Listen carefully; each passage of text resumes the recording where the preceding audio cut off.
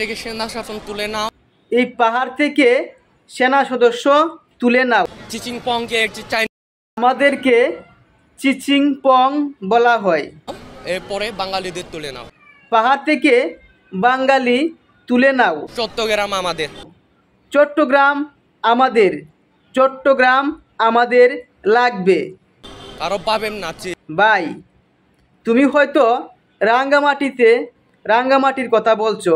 তুমি একটু ঘুরে ফিরে দেখো ঢাকা, সিলেট, চট্টগ্রাম, তাহলে বুঝবা যে কত লাখ চাকমা মারমা শিল্প কারখানায় চাকরি করতেছে। তুমি তোমার রাঙ্গামাটির কথা বলছো, কিন্তু তুমি কি জানো হাজার হাজার লাখ লাখ তোমাদের উপজাতি চাকমা মারমা তারা চট্টগ্রাম প্রত্যেকটা শিল্প কারখানা চাকরি করে? তুমি আসো ভাই, চট্টগ্রাম আসো, চট্টগ্রাম দখল করে নাও এবং চেয়ে চেয়ে দেখো চট্টগ্রাম কত লাখ লাখ মানুষ চাকরি করতেছে।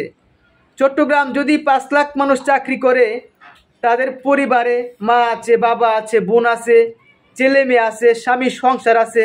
দেখো এই শিল্প কারখানা চাকরি করে, যেখানে তাদের উপর তেমন কোনো, তুমি যে কথাগুলো বলতেছো যে বাঙালি সরিয়ে নাও, সেনাবাহিনী সরিয়ে নাও, চট্টগ্রাম আমাদের লাগবে।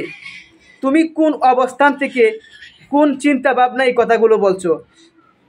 আমার মনে হয় তুমি ব্যক্তিগত কোনো উদ্দেশ্য এই কথাগুলো বলেছো।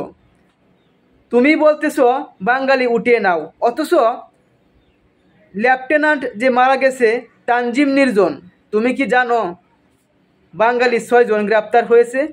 তানজিম নির্জনের হত্যায় 6 জন বাঙালি গ্রেপ্তার হয়েছে। সুতরাং তুমি কোন বাঙালি কথা বলতেছো? ওই বাঙালিরাই তো আমার এই যে লেফটেন্যান্ট ভাইকে হত্যা করেছে। সুতরাং ওরাও তোমাকে সাহায্য করেছে। পাহাড়ি এলাকায় একসঙ্গে বসবাস করতেছো, যার ফলেই ওনারা তোমাদেরকে সাহায্য করেছে। অথচ তুমি বলতেছো বাঙালি উঠিয়ে নাও, সেনা সদস্য সরিয়ে নাও, চট্টগ্রাম আমাদের। তুমি আসো ভাই, চট্টগ্রাম দখল করে নিয়ে যাও।